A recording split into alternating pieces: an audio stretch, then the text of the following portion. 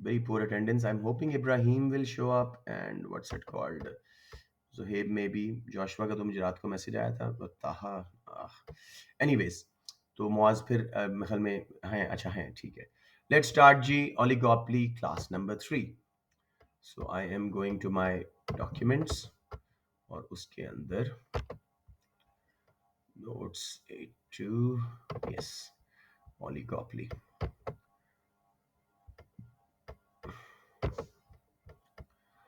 जी ये ओलिगोपोली है. आप लोग खुद ये मैं नोट्स भी भेज दूंगा ताकि आप लोगों को मैं एक बार कंप्लीट करके ना इसको पीडीएफ में कन्वर्ट करके भेजूंगा. राइट जी ये किंग डिमांड कर्व हमने किया था फिर गेम थ्योरी की थी. आज हम कर रहे हैं बेटे प्राइस लीडरशिप. ठीक है जी और इस सब का मैं आपको हार्ड कॉपीज भी बना के इंशाल्लाह ताला ड्यूरिंग योर मॉक्स कंप्लीट हो जाएगा तो मैं इंशाल्लाह आप लोगों को ये भेज दूंगा हार्ड कॉपी में नोट्स माइक्रो के भी क्लास में स्कूल में दे दूंगा. राइट लेट्स नाउ ठीक है इसकी वो ठीक है. Let's now quickly start with collusive models of oligopoly. ठीक है और उसमें पहला मॉडल हम करेंगे प्राइस लीडरशिप और दूसरा cartel. So why is oligopoly not being recognized है oligopoly. Okay so let's start with पहला collusive मॉडल जिसका नाम है अच्छा इसका नहीं मान रहा ठीक है let's do it like that या अच्छा कौन आ रहा है जी क्लास में let me quickly see most probably Ibrahim yes. अस्सलाम वालेकुम इब्राहिम. आई वाज सरप्राइज्ड कि इब्राहिम कैसे नहीं आए. Very good to see you. हम अभी स्टार्ट ही कर रहे हैं बेटे. हमने नॉन कोल्यूसिव ओलिगोपोली कर ली थी kinked demand curve and game theory. अब हम कर रहे हैं collusive models of oligopoly. So इसमें there are two ways firms collude आपस में और जॉइन फोर्सेस मिलके मार्केट फोर्सेस मार्केट को अपने लिए यू नो यूज करना चाह रहे हैं. देयर टू वेज ठीक है. सो इसमें दैट इज दो तरीके हैं हमारे पास जी. नंबर वन इज क्या इसको बोलते हैं प्राइस लीडरशिप. ये पहला है हमारे पास एंड कार्टेल्स ये हमारे पास दूसरा है. तो हम आज स्टार्ट कर रहे हैं जी प्राइस लीडरशिप के साथ. कॉन्सेप्ट बहुत इजी है. थोड़ा सा ग्राफ इसका ट्रिकी है बाकी कुछ भी नहीं है इसके अंदर. तो हम प्राइस लीडरशिप को अच्छी तरह कर रहे हैं. This is when firms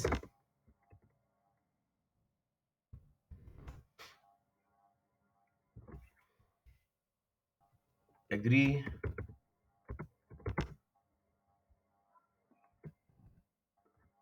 that one firm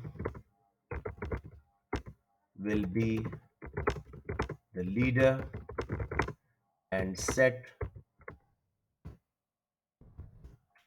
prices in the market.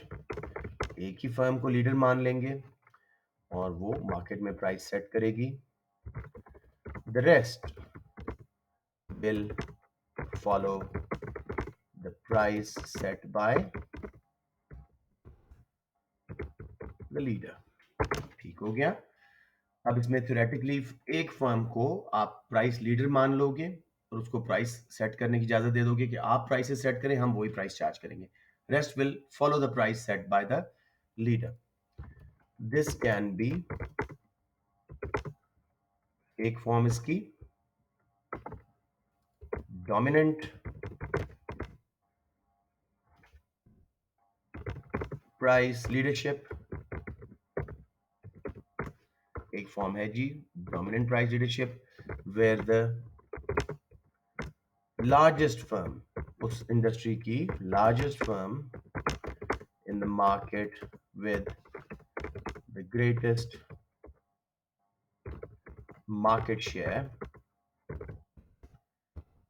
will be chosen as the leader. बात समझ आ गई? सो प्राइस लीडरशिप में बेसिक आइडिया क्या है जी? When one firm sets the price in the market and the rest follow the price set by the leader. ये either dominant price leadership होगी जिसमें largest firm जिसका greatest market share है, यूं कर लेते हैं, with economies of scale large है तो उसकी cost भी कम है, with economies of scale and lowest cost in the market and with the greatest market share will be chosen as a leader. किसी को इस कॉन्सेप्ट में मसला आ रहा है?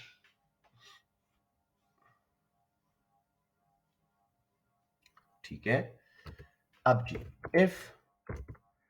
there is if there is no clear leader, कोई Nestle जैसा dominant leader हमें नजर नहीं आ रहा, there is no clear leader, firms will follow barometric leadership. अब इसको भी देख लेते हैं जी कि बैरोमेट्रिक लीडरशिप क्या है.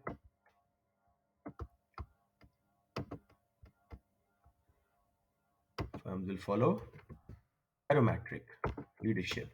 बारी बारी सब प्राइस लीडर्स बन जाएंगे. ठीक है, इसके अंदर हम करते हैं जी इन बोल्ड राइट जी, इन बैरोमेट्रिक, आपको टर्म जरा याद करनी पड़ेंगी, बाकी इसमें कुछ भी नहीं है.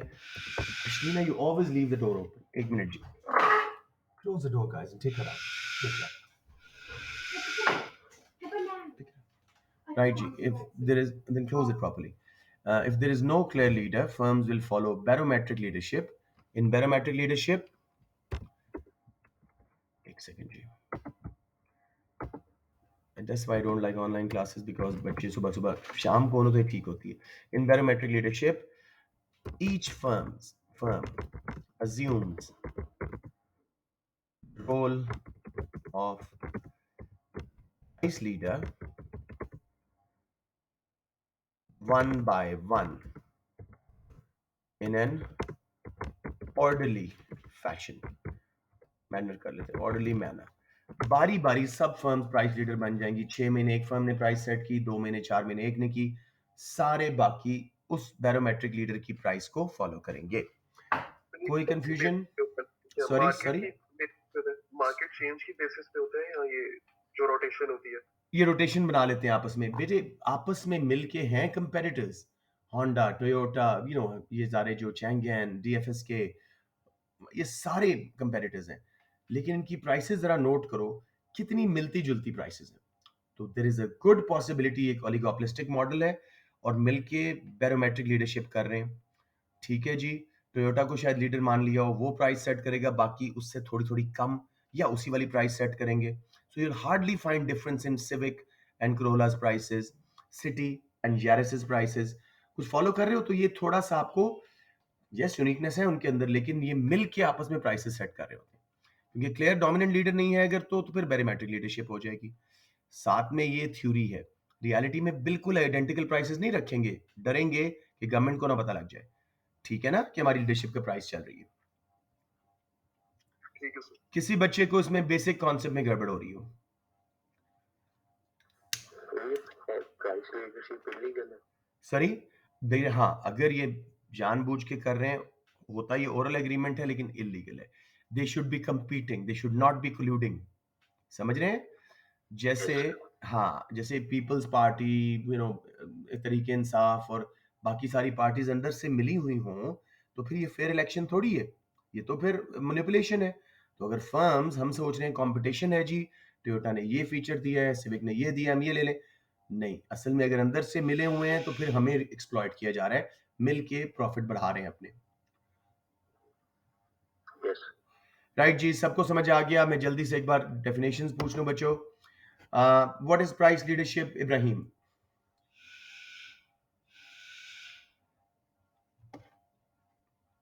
Ibrahim, can you turn on your mic? जितना भी ज़हन में आ रहा है, I don't expect proper definition, लेकिन आइडिया, प्राइस लीडरशिप क्या होती है मेरा बेटा?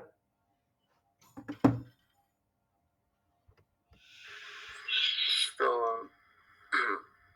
yeah, when firms agree, the fund will be leader and set prices in the market.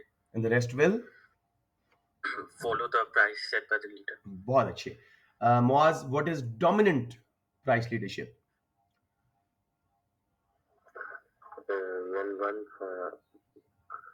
When The largest firm is the leader. क्यों? उसका बड़ा मार्केट शेयर है और इकोनॉमीज ऑफ स्केल होने की वजह से कॉस्ट कम है, तो वो ऑटोमेटिकली लीडर बन जाएगा, बॉस बन जाएगा. वो सेट करेगा प्राइसेस, बाकी सारे फॉलो करेंगे. इंशाल, व्हाट इज बैरोमेट्रिक लीडरशिप? तो इसमें क्लैरिटी नहीं होती है कौन सी फर्म जो है वो डोमिनेट कर रही है. हाँ. कोई भी जो मेरा प्राइस वो लीडर हो सकती है, यानी बारी बारी. जी बोले बोले. ये रोटेट करता है ऑर्डरली मैनर में. शाबाश. तो मार्केट कंडीशंस पे डिपेंड करता है. हाँ, बारी बारी वो, और सब जो है वो ट्रस्ट करेंगे लीडर को, सही प्राइस सेट कर रहा है. All other firms will trust leader. ये अनसर्टेनिटी कम करने की कोशिश कर रहे हैं, मार्केट को अपने हिसाब से गाइड कर रहे हैं. All other firms will trust the leader to set the prices according to market conditions. वो समझेंगे, ये एप्ट है, समझ रहे हैं मार्केट कंडीशंस को, conditions, and for the benefit of the whole group. जो भी उस प्राइस लीडरशिप में ग्रुप शामिल है फर्म्स का, उन सबको बेनिफिट देगा ये, और मार्केट कंडीशंस के बारे में वेल अवेयर होगा, तो सही फैसले करेगा. ये हो गया जी कॉन्सेप्ट ऑफ प्राइस लीडरशिप. मेरे बच्चों, कुछ पूछना हो यहाँ पे? अब इसके हमने ग्राफ बनाने हैं, और आपको उसमें पता लगेगा कि price leadership sometimes is not even an option, मजबूरन फॉलो करना पड़ता है लीडर को. ठीक है, तो मैं अब स्टार्ट करा दूं, बाकी बातें क्लियर हैं? फिर इससे इंटरडिपेंडेंसी ज्यादा हो जाती है ना. इंटरडिपेंडेंसी बढ़ जाती है, अनसर्टेनिटी कम हो जाती है. Let's refer to the figure below. Oops, ये कहाँ चला गया? Let's refer to the figure below to observe how dominant leadership works in a duopoly model. हम duopoly मॉडल ले रहे हैं जिसमें सिर्फ दो फर्म्स डोमिनेट कर रही होती हैं, एक बड़ी और दूसरी उसे छोटी कराएंगे. एक की कॉस्ट कम कराएंगे, एक की कॉस्ट ज्यादा रखेंगे. जरा वो बड़ी फर्म नहीं है, छोटी है, उसकी इकोनॉमीज ऑफ स्केल कम है. डुओपोली मॉडल क्यों ले रहे हैं? हम 15 फर्म का भी बना सकते हैं. I've seen those and I've made those, लेकिन there's no point here. I mean, आपके केस में आप duopoly दिखा दें, should be good enough. ये क्यों नहीं इसको मान रहा? Hate this correction वाला, मेरे वाला ही ठीक कर रहा है हाथों की. Right जी, let's refer to figure below to observe how a dominant price leadership works in a duopoly model. दो फर्म्स का. Let's take it down because इसमें इस ज़्यादा चाहिए, बड़ा ग्राफ बना है. So I'm gonna take it down. अब इसमें मैं थोड़ी सी थ्योरी पहले लिख रहा हूँ. Firm A is the largest firm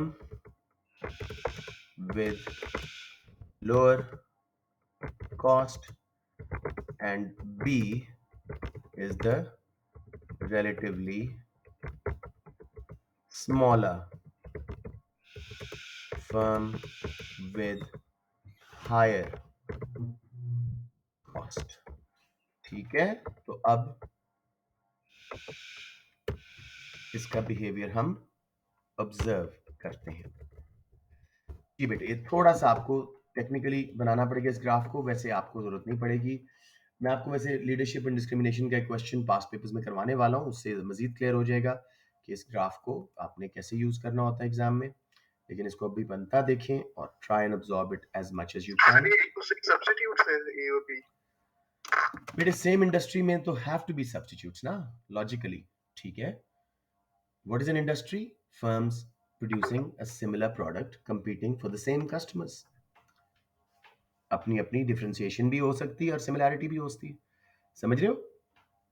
yes sir. अब असूलन आपकी जो रोल्स रॉयल्स है, ऑल्टो भी उसका कंपेटिटर है बहुत दूर का, क्योंकि इंडस्ट्री ऑटोमोबाइल है, समझ आ रही है? Yes sir, Yes. लेकिन वो तो बहुत ज्यादा डिफरेंस होगा। आई नो, लेकिन इंडस्ट्री क्योंकि सेम है तो प्रोडक्ट वही पर्पस सर्व कर रही है। रोल्स रॉयल्स भी एक जगह से दूसरी जगह जाने में काम आती है और ऑल्टो भी।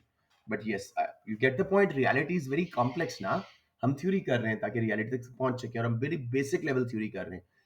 ये गेम थ्योरी पे अलग एक पूरा कोर्स होता है, प्राइस लीडरशिप पे, कार्टेल्स पे अलग कोर्स होता है, तो हमारे ये बहुत ही एडवांस कॉन्सेप्ट्स हो जाते हैं। सो अभी जितना है उसको हिसाब से करो, ठीक हो गया मेरा बेटा? Yes sir. ओके जी, ये हमारा हो गया जरा टेढ़ा सा लग गया, इसको मैं सही करूं। ये है जी हमारा डिमांड कर्व फॉर, ये यहाँ पे समझना है आपने, इंडस्ट्री, दोनों फर्म्स का मिला के टोटल जो डिमांड है मार्केट में।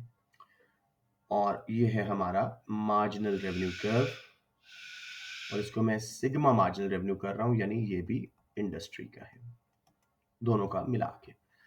राइट जी, अब मैं लगा रहा हूं marginal cost curve firm B का, जो छोटी फर्म है और उसकी इकोनॉमीज ऑफ स्केल कम है, और दूसरा मैं लगा रहा हूं मार्जिनल कॉस्ट कर्व फर्म ए का, जो बड़ी डोमिनेंट फर्म है, बड़ा मार्केट शेयर है, इसकी वजह से उसकी अपॉर्चुनिटी, सॉरी, उसकी प्रोडक्शन कॉस्ट कम है इकोनॉमीज ऑफ स्केल की वजह से। तो ये इक्विलिब्रियम ले लिया ए ने अपना, ये आउटपुट ले ली ए ने अपनी, और अपने डिमांड कर्व तक इंडस्ट्री के जाके उसने ये प्राइस सेट कर दी। किसी बच्चे को यहां तक मसला?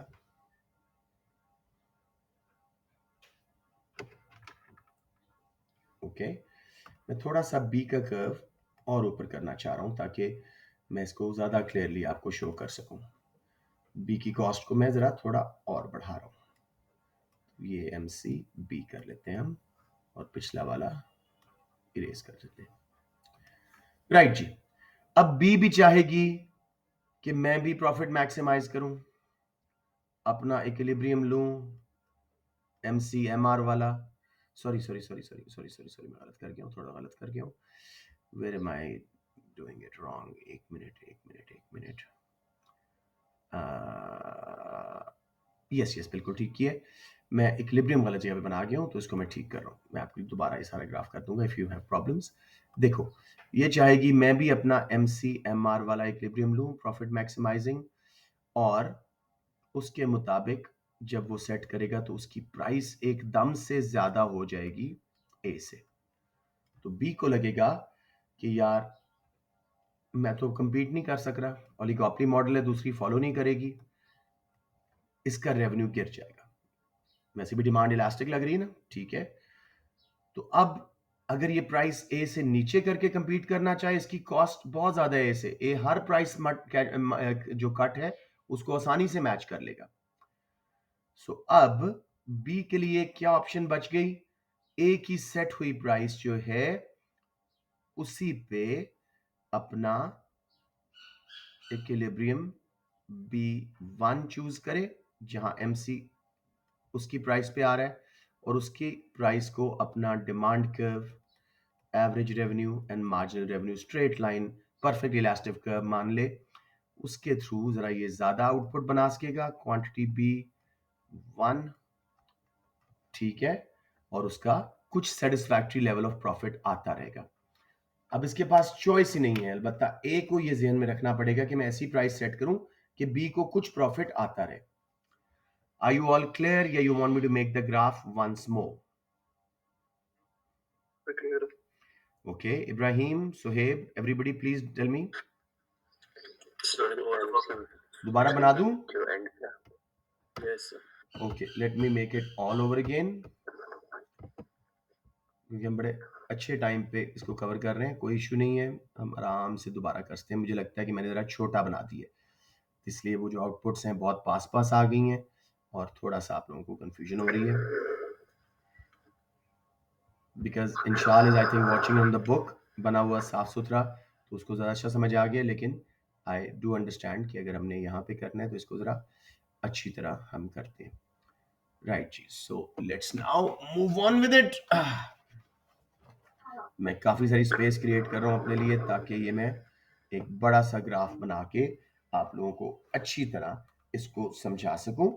राइट, अब आपने माइंड में क्या रखना है, दो फर्म्स हैं सिर्फ, एक डोमिनेंट फर्म है, उसको हमने ए का नाम दे दिया, उसका मार्केट शेयर बड़ा है, और दूसरी जो है वो वो छोटी फर्म है, उससे रिलेटिवली लेस डोमिनेंट है, तो उसको मजबूरन प्राइस फॉलो करनी पड़ रही है ए की। ये हमारे माइंड में कॉन्सेप्ट पहले होना चाहिए। अब बेटे मैं काफी बड़ा ग्राफ बना के आप लोगों को ये चीज ज्यादा अच्छी तरह समझाने की कोशिश करूंगा। Price, revenue, cost, all market structures, same level for 6 units. सबसे पहले मेरा बेटा आप ना डिमांड कर्व लगाइए इंडस्ट्री का, उसको AR बोल देते हैं, और साथ में लिख दीजिए ये पूरी इंडस्ट्री यानी दोनों फर्म्स का मिला के जो कस्टमर्स हैं, ये वो डिमांड कर्व है। फिर मेरा बेटा हम इससे नीचे आता हुआ MR लगाया हमने, और इसको मैंने सिग्मा MR कर दिया। अगेन पूरी इंडस्ट्री का है, ये एक फर्म का नहीं, दोनों का है। अब बेटे थोड़ा सा डिमांड कर्व को एक्सटेंड कर रहा हूँ, छोटा लग रहा है, यस। उसके बाद अब आपने क्या करना है कि ये जो ए फर्म है उसकी कॉस्ट नीचे लगा दो, और जो बी है उसकी कॉस्ट को उससे रिलेटिवली ऊपर लगा दो। वजह क्या है, ए डोमिनेंट फर्म है, मार्केट शेयर ज्यादा है, उसकी कॉस्ट कम है, इकोनॉमीज ऑफ स्केल की वजह से। सो पहला हम लेते हैं जी इक्विलिब्रियम ए फर्म का। सॉरी, ये हमारी क्वांटिटी आ गई, इसको मैं दोबारा करता हूँ, बहुत बुरा लग रहा है। ये हमारी क्वांटिटी आ गई जी ए फर्म की। उसने अपना प्रॉफिट मैक्सिमाइजिंग आउटपुट लिया, क्वांटिटी ओ ए, और अपने डिमांड कर्व तक गया, ठीक है, और उसको लेके मार्केट प्राइस सेट कर दी अपने लिए, प्राइस ऑफ फर्म ए। समझ आ गया बच्चों, अभी तक कोई मसला? I need to hair.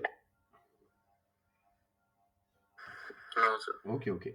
अब बी फर्म भी चाहेगी मैं अपना प्रॉफिट मैक्सिमाइज करूं, मैं भी जरा वो ऑप्शन लूं जहां पे मुझे MCMR इकट्ठा हो रहा है। तो ये इक्विलिब्रियम ओ यानी पहले वाला इक्विलिब्रियम 0 बी लेगी। हाँ, बहुत बुरा लिखा गया, इसको मैं सही करूं। या तो ये इधर मैं कर देता हूं छोटा सा, इक्विलिब्रियम ओ बी किया इसने। अब इसके ऊपर MCMR वाली आउटपुट पे ये इतनी क्वांटिटी बना पा रही है, और जब ये प्राइस सेट करेगी तो इसकी प्राइस ए से बहुत ऊपर निकल जाएगी because of its high cost.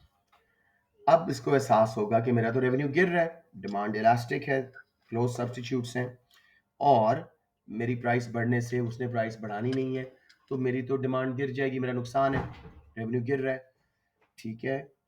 अब ये देखेगा कि अगर मैं ए की सेट की हुई प्राइस को अपनी डिमांड कर्व मान लूं, परफेक्टली इलास्टिक डिमांड कर्व, उसी प्राइस को अगर मैं मान जाऊं, तो मेरा ये डिमांड कर्व AR और MR बन जाएगा, ठीक है। और ये इक्विलिब्रियम MCB और इसकी प्राइस का MR इसको उसने बना लिया अपना, और इसको हम कर देते हैं जी इक्विलिब्रियम B1। अब जी इस प्राइस, इस आउटपुट पे इसको पहले से ज्यादा रेवेन्यू और प्रॉफिट QB1 मिल जाएगा, सेटिस्फाइंग लेवल ऑफ प्रॉफिट इसको भी मिल गया, तो ये इस पे राजी हो जाएगी। किसी बच्चे को यहां कोई क्वेश्चन पूछना हो, अब मैं जब एक्सप्लेनेशन करूंगा ये ग्राफ बहुत अच्छा समझ आएगा। I am unable to show you the graph and explanation साथ साथ, लेकिन जितना हो सके मैं कर रहा हूं। as seen in the figure, dominant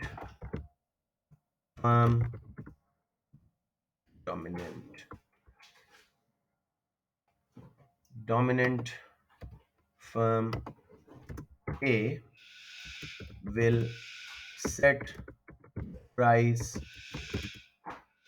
POA by equating यानी इकट्ठा करके इट्स अपना इसका जो है अपना MC with MR for industry to earn maximized profit.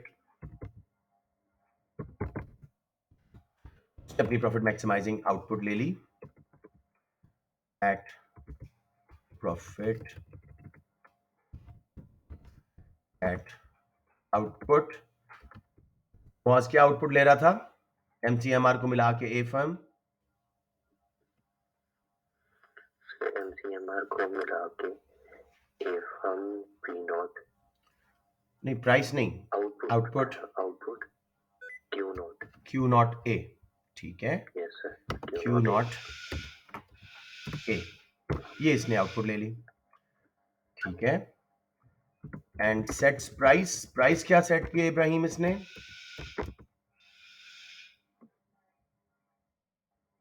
अपने एमसीएमआर को मिला के डिमांड कर्व तक इंडस्ट्री के जाके क्या प्राइस सेट की ए ने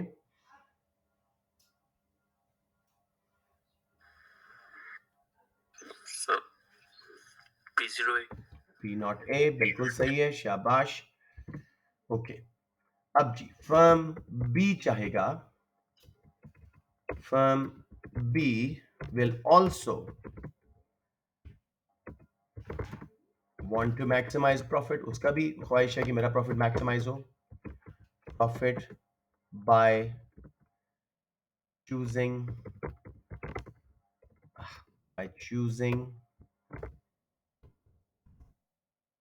MCB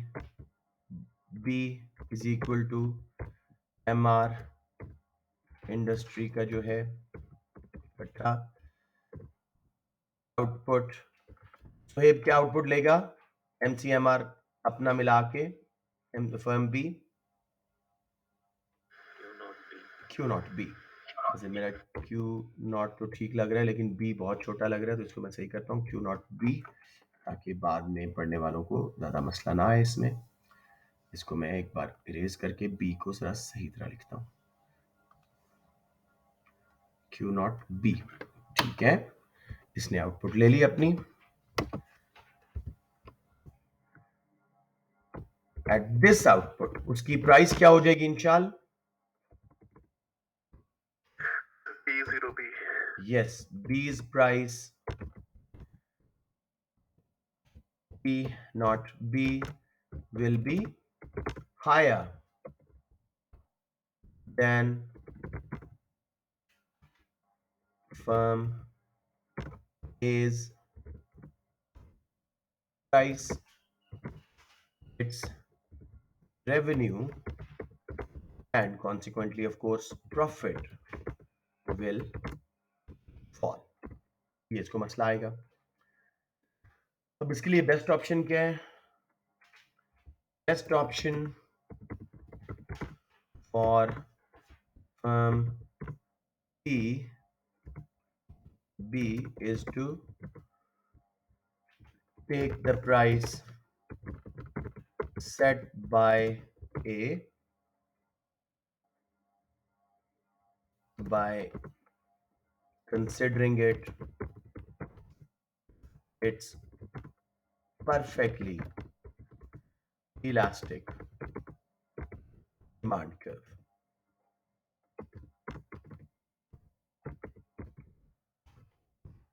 MR, AR,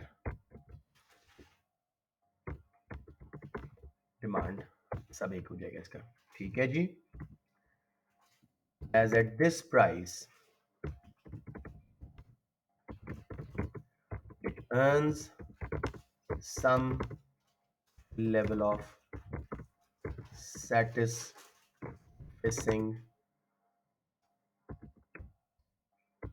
profit. ठीक है, therefore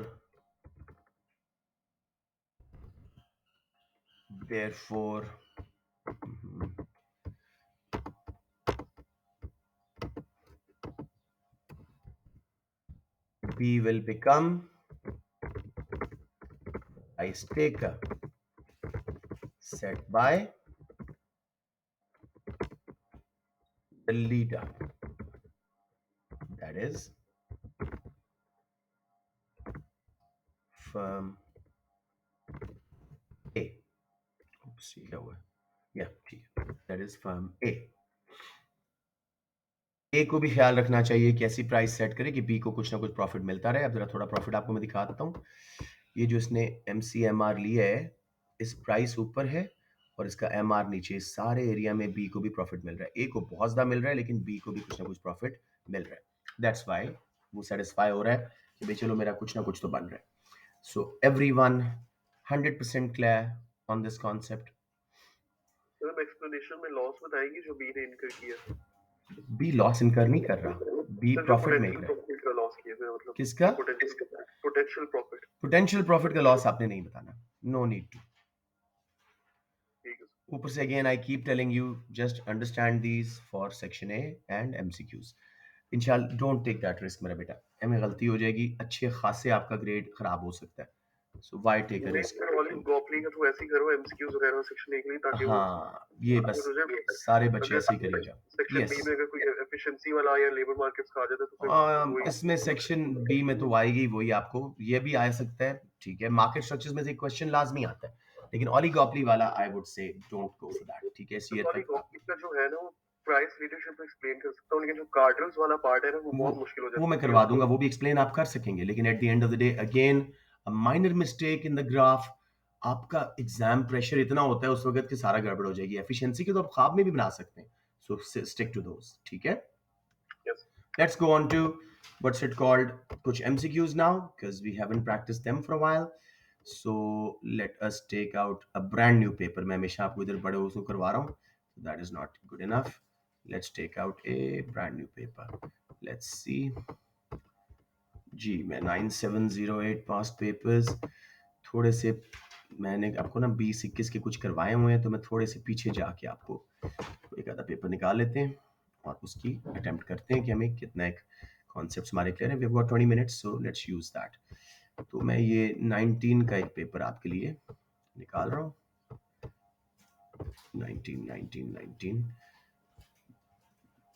19 का से ये क्वेश्चन पेपर समर्स का ही आ रहा है, तो क्वेश्चन पेपर 31 निकाल लेते हैं। आज एक और वेरिएंट करते हैं अपने की जगह।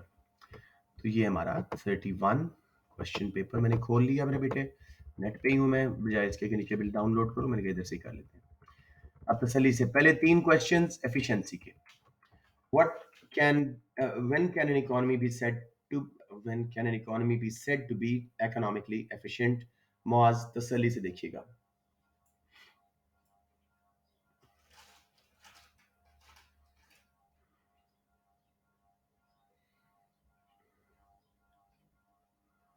economically inefficient, sorry, not efficient, economically inefficient, बहुत सीधा साधा आंसर है। just stick to the course, don't go away from it.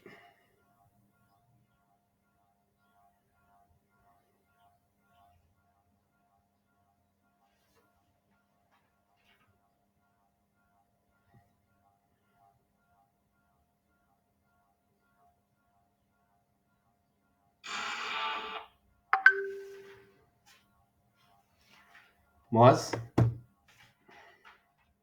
सिर्फ बता दो you're working on it ताकि मैं वेट करूं।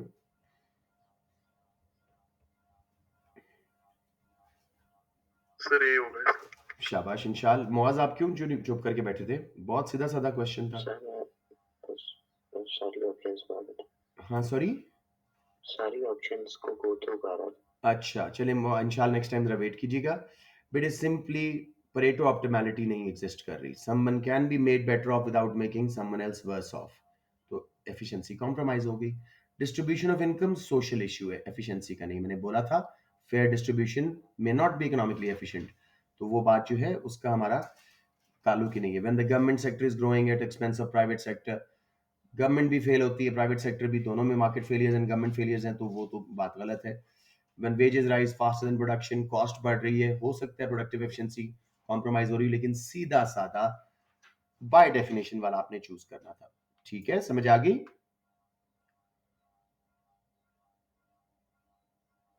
Okay, Ibrahim number 2. I think we'll have to just make it a little bit smaller. Yes. बल्कि और थोड़ा सा. जी इब्राहिम बेटे, अब इसको आप जरा देखो क्वेश्चन को. वो कह रहा है जी, diagram shows cost and benefit curves for a good in a free market. Which combination is correct? Actual output क्या है जो फ्री मार्केट में हो रही होगी? सोशली ऑप्टिमम आउटपुट क्या है? तसल्ली से देखो.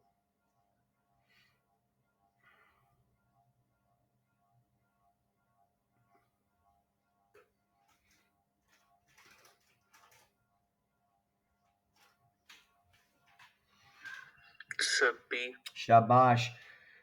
फ्री मार्केट में प्राइवेट कॉस्ट एंड बेनिफिट को कंसिडर करते हैं. P2 MPC MPB का इक्विलिब्रियम पे P2 प्राइस, Q2 आउटपुट.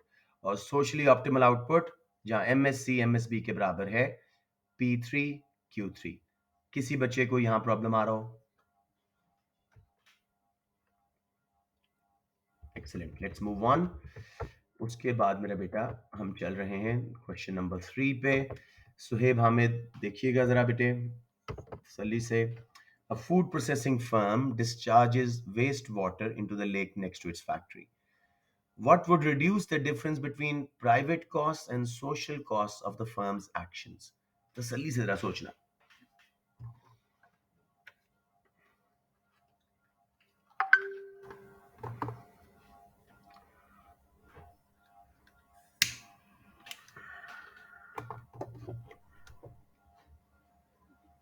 बेटे मैंने चाय दे दी.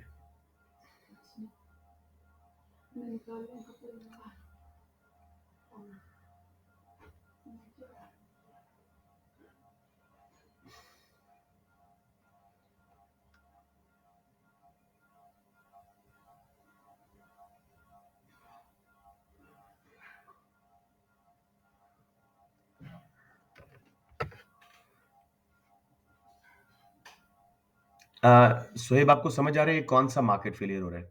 एक्सटर्नल कॉस्ट थर्ड पार्टीज पे जा रही है,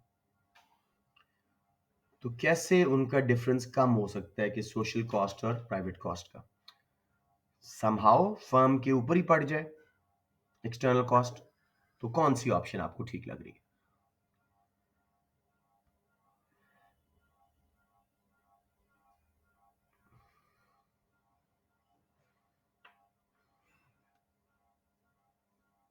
Soheb, are you there? Soheb, are you there?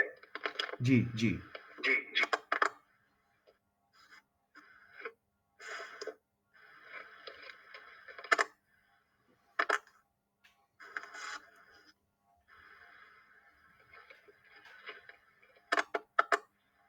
Yes, बेटे, I'm waiting for your answer.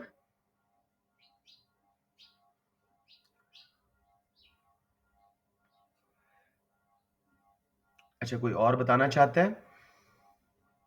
Sir मैं बता दूं. सर सी. बताएं बताएं. सी इब्राहिम के हिसाब से, मौज आपके हिसाब से?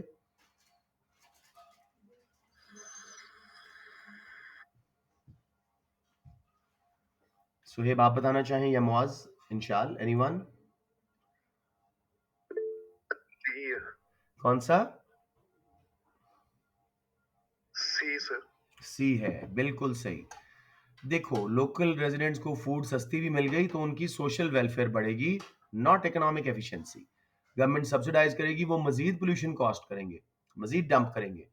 Lake is bought by the food processing firm. पहले क्लीन करती थी गवर्नमेंट टैक्स के पैसे से, थर्ड पार्टीज पे इफेक्ट आ रहा था सेहत वगैरह का.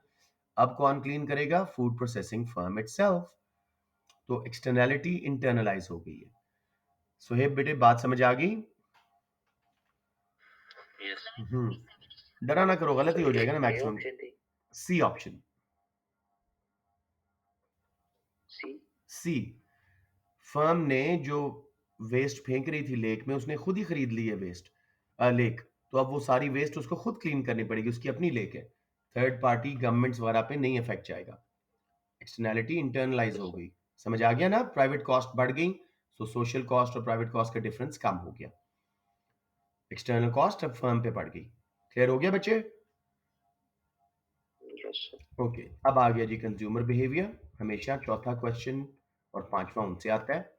This one I am giving to Inshal Khurram. Diagram shows attainable indifference curves I1 and I2 for good x and good y. Which point represents the highest level of satisfaction currently attainable? Inshal take a beat, जल्दी ना करना।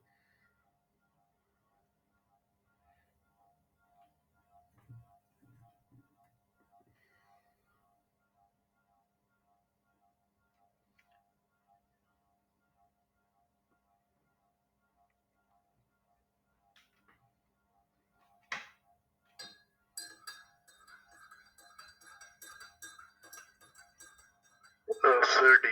शाबाश। सी क्यों नहीं है? Because वहां पे वो अटेन ही नहीं कर सकता, it's beyond his indifference curve, वहां उसका बजट ही नहीं होगा, इक्विलिब्रियम आ ही नहीं सकेगा। सबको क्लियर होगी बच्चों? Yes, sir. Excellent. Suhaib, Ibrahim, all clear? Yes, sir. Okay okay okay. Sir, number ये उसी पे based है ना कि consumers always prefer always prefers more over less, simple assumption पे बेस्ड है। I2 पे mu of y over mu of x ज्यादा है D पॉइंट पे। C सबसे ज्यादा था लेकिन वहां वो पहुंच नहीं सक रहा अभी, उसके पास वो लेवल नहीं है प्रेफरेंस का। नंबर 5, इब्राहिम आप कीजिएगा। Table shows the substitution effect and income effect for a given good and an inferior good as the price of the good changes. Which combination is correct? पहले प्राइस का देखिएगा, फिर effects देखिएगा, सारे effects mind में रखो और just go for it.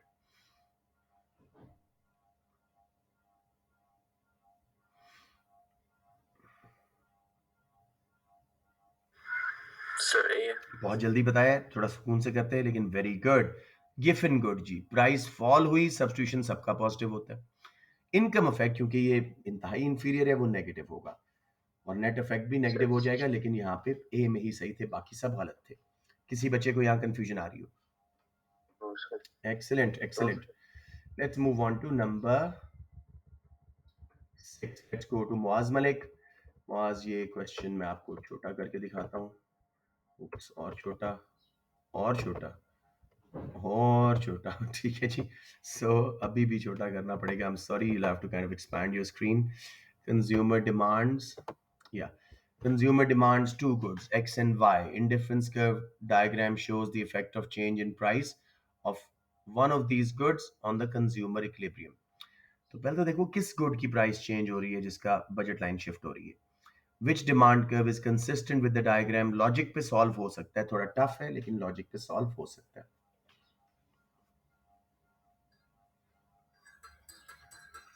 दोनों इक्विलिब्रियम्स देखिएगा, कंजम्पशन पे क्या असर पड़ रहा है। थिंग्स विल बिकम, नहीं मेरा बेटा, For what?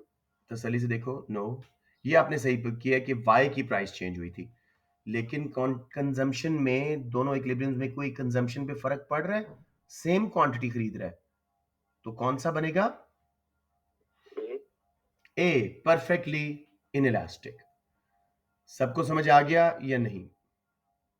Oh, yes, sir. पहला इंडिफरेंस कर्व I1 जहां टेंजेंट हो रहा है बजट लाइन से, वहां पे भी, और नया जब बजट लाइन लेफ्ट पे शिफ्ट हुई यानी वाई महंगा हुआ है, फिर भी उतना ही खरीद रहा है इक्विलिब्रियम पे, तो डिमांड कर्व परफेक्टली इनइलास्टिक निकलेगा। सब बच्चों को 100% क्लियर है या यहाँ पे थोड़ी रीइटरेशन दे दूं? Yes, sir. क्लियर है जी, good. Let's move on to number 7। इसकी प्रैक्टिस से खुद ही ठीक हुआ, शुरू में बड़े मुश्किल लगते हैं लेकिन है बाय डेफिनेशन कुछ भी नहीं है। So let's go to number 7 and they'll give this to Suhaib. Suhaib, सही करना है। In many developed economies, large and small firms often exist side by side in the same industry. Business वाला concept है जो अपने production and cost में भी पढ़ा था। What is most likely to explain the survival of small firms? बहुत easy है।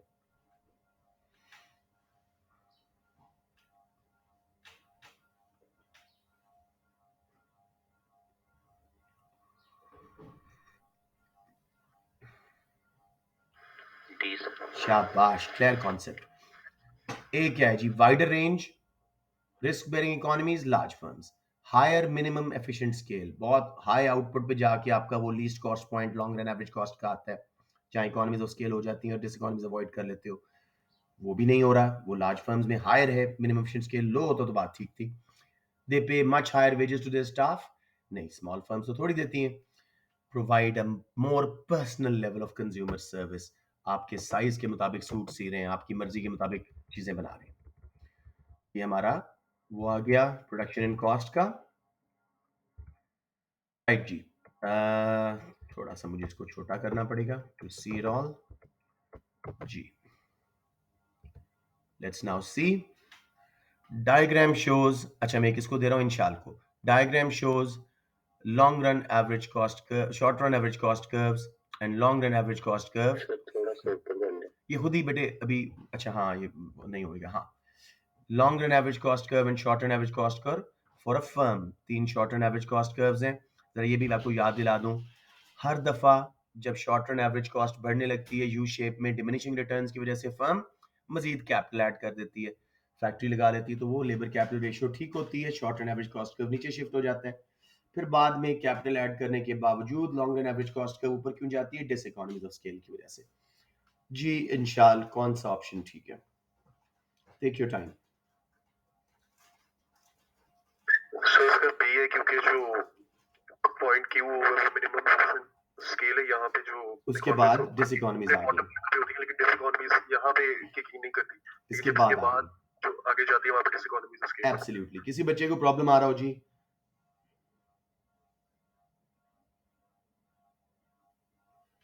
Good boys. Let's move on. Number 9. Back to Moaz. What is most likely to rise as a firm expand? Firm बड़ी होती है तो क्या बढ़ता है? कोई डिस इकोनॉमी ऑफ स्केल आपसे यहां पूछना चाह रहा होगा।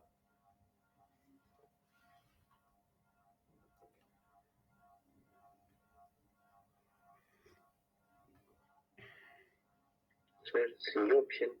Cost of monitoring workers, workers unhappy हो रहे हैं, रोज एक काम कर करके, ट्रेड यूनियंस बना रहे हैं, अनइम्पॉर्टेंट फील कर रहे हैं। कितने वर्कर्स हैं एक मैनेजर के नीचे, उनको मैनेज करना, मॉनिटर करना, कोऑर्डिनेट करना, कम्युनिकेट करना मुश्किल हो रहा है। Very well done. किसी बच्चे को यहां प्रॉब्लम आ रही हो? मुझे वैसे एक शख्स है कि ये आप बिजनेस के कॉन्सेप्ट से सॉल्व कर रहे हैं। बहरहाल लेट्स सी। नंबर 10 जी, इब्राहिम। सर मैंने बिजनेस रखा ही नहीं था। ओ माशाल्लाह, दिन आपने इकोनॉमिक्स कॉन्सेप्ट से किया। Muaz, I take my words right back. Number 10 मेरा हाई अचीवर बच्चा है, कोई इशू नहीं है। नंबर 10 जी, Ibrahim. In the long run what is the feature of monopolistic competition but not of perfect competition? एक बार आपको इनके फीचर्स याद दिला दूं या सबको क्लियर है? क्लियर है सर। ओके, आपको तो हैं, बाकी बताएं मुझे। इब्राहिम क्लियर है मेरा बच्चा? Yes, sir. ओके देन देखिएगा, लॉन्ग रन में मोनोपोलिस्टिक कंपटीशन का फीचर है लेकिन परफेक्ट कंपटीशन का ये नहीं है। वो बहुत साफ है, बहुत सिंपल है।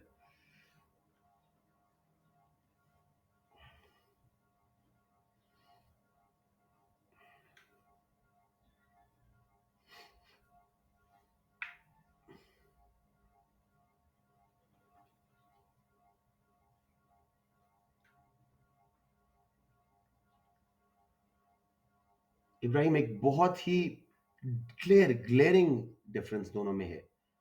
अगर आपको फीचर्स याद हैं तो बहुत इजी से पिक कर जाओगे।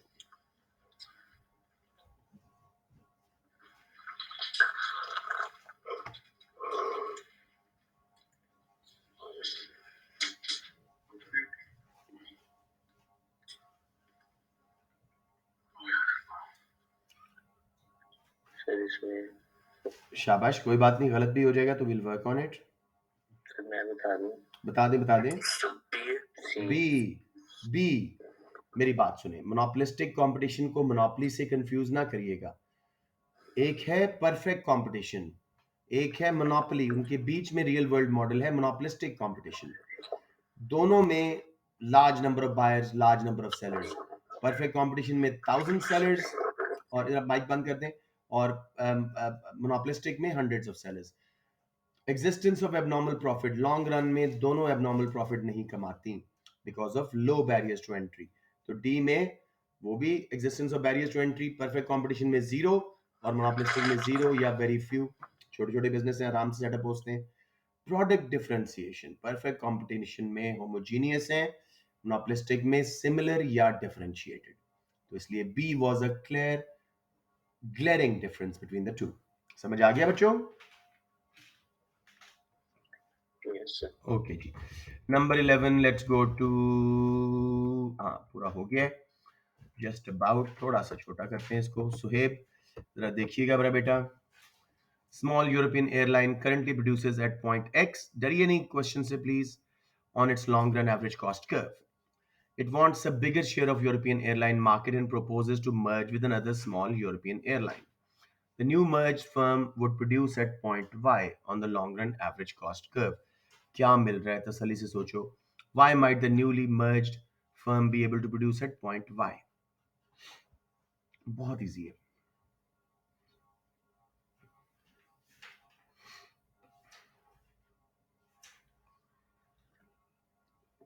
क्यों नीचे शिफ्ट होता है? सोएब इतना बता देते हो मुझे. हम long run average cost curve पे इकोनॉमी ऑफ स्केल ढूंढनी है. ए, बाकी बी सी डी उसने डिस इकोनॉमीज बता दी हैं. Many layers of management, communication problems. New airline is unable to hire enough pilots. External diseconomies. इतनी firms आ गई. Workforce of new airline lacks morale. Labor diseconomy. तो शाबाश, very good. जी मेरे बेटे. Let's see. अब पता नहीं price discrimination कितनी एक याद है. Let's go to Inshal. Firm sells its product to consumers in two separate markets, M and N. Under which conditions will a policy of price discrimination between the two markets be most profitable?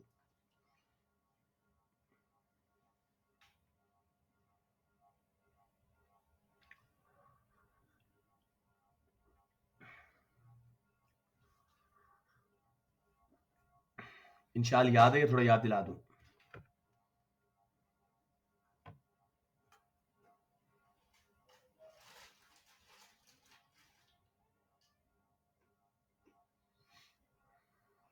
Sir इंशाल्लाह leave करिए class. अच्छा आप कर दें, इब्राहिम आप कर दो. 3 conditions होनी चाहिए प्राइस डिस्क्रिमिनेट करने के लिए फर्म को. प्राइस मेकर होनी चाहिए, इलास्टिसिटी दोनों मार्केट्स में डिफरेंट हो, कहीं इलास्टिक हो कहीं इन इलास्टिक या लेस इलास्टिक हो. इसी तरह मार्केट सेपरेट हो सके, कोई लीगल बैरियर्स हो या डिस्टेंस के बैरियर्स हो, ताकि हम अलग अलग प्राइसेस चार्ज कर सकें और एक मार्केट से लोग खरीद के दूसरी में खुद ना बेचना शुरू हो जाए. तो बहुत क्लियरली आंसर क्या बनता है इब्राहिम, तसल्ली से देखिए. सर सी बनता है. Suhaib Muaz clear. Yes, sir. मैं चाह रहा था कि 15 कर लें, थोड़ा सा मेरे साथ वेट कर लो. ये जी अगेन थोड़ा सा एफिशिएंसी टाइप क्वेश्चन है. A community relies on private company to supply electricity using a coal-fired power station. Power station causes air pollution, external cost, which imposes an external cost as shown in the diagram. Government decides to impose a tax on electricity company to correct the market failure. What represents the tax? कितना tax लगाना चाहिए marginal external cost के बराबर? तो कौन सी distance बताइए, कोई बता दे मुझे जल्दी से. एक्स और वाई, प्राइवेट कॉस्ट और सोशल कॉस्ट में जो वर्टिकल डिस्टेंस है that is external cost. Lovely. Number 14, ये शायद भूला हुआ, will quickly do it. Some workers in a low paid job decide to work longer hours to increase their disposable income. However, this decision reduces the state provided benefits, leaving them no better off. कभी कभी workers लो paid job जो है, घंटे उसमें बहुत ज़्यादा होते हैं, वो ज़्यादा काम करते हैं ताकि उनकी इनकम बढ़े, लेकिन जैसे ही उनको जॉब मिलती है गवर्नमेंट अनएम्प्लॉयमेंट बेनिफिट्स ले लेती है. ये कौन सा ट्रैप है? D. नहीं, अनएम्प्लॉयमेंट ट्रैप नाम की कोई चीज़ नहीं पढ़ाया. सी, पॉवर्टी ट्रैप. वो गुरिबत के ट्रैप में फंसे रहते हैं. पहले मिनिमम वेज थी जी, जो मिनिमम वेज लॉ था वो था लेट्स से $7 और घर बैठे अनएम्प्लॉयमेंट बेनिफिट मिल रहे थे $5. अब वो $7 के लिए जॉब करने जाएगा, उतना उसका ट्रांसपोर्टेशन का खर्चा वो गरीब का गरीब ही रहेगा, क्योंकि गवर्नमेंट ने $5 वापस ले लिए. पॉवर्टी ट्रैप मेरा बेटा. लिक्विडिटी ट्रैप याद है आप लोगों को? वैसे बाय द वे केन्स की लिक्विडिटी प्रेफरेंस थ्योरी में जब LPC curve, liquidity preference curve बिल्कुल परफेक्टली इलास्टिक हो जाता है नीचे से, क्योंकि बॉन्ड्स बहुत महंगे हैं और इंटरेस्ट रेट बहुत लो है, लोग कैश होल्ड करते रहते हैं, इन्वेस्ट नहीं करते। पॉवर्टी ट्रैप्स में सही आंसर है। बच्चों बता दो, मुझे थोड़ा सा मालूम होना चाहिए कि आपको रिवीजन का ये हालात कैसे हैं। लिक्विडिटी ट्रैप क्लियर है कि नहीं? So clear. Okay. Let's do the last one now. Which policies likely to be the least effective means of producing a more equal distribution of income amongst households? कौन सी सबसे कम effective होगी? कोई गलत policy लगी होगी, देखिएगा।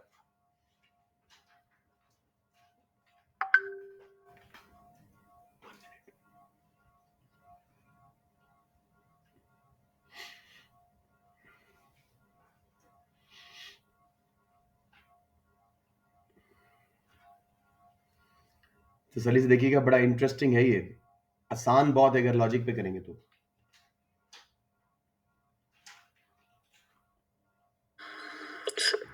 शाबाश, मिनिमम वेज लगाई है, उससे इनकम डिस्ट्रीब्यूशन बेहतर होनी चाहिए थी, लेकिन कहां लगा दी? Below the market price. वो इफेक्टिव ही नहीं होगी। मिनिमम प्राइस या wage is always effective above market price. सबको क्लियर हो गया? बच्चों मैं ये क्लास बंद कर रहा हूं, आप लोग लीव कर सकते हैं। मैं ये YouTube चैनल पे लगा रहा हूं अपनी वीडियोस, आप लोग प्लीज देखते रहिएगा।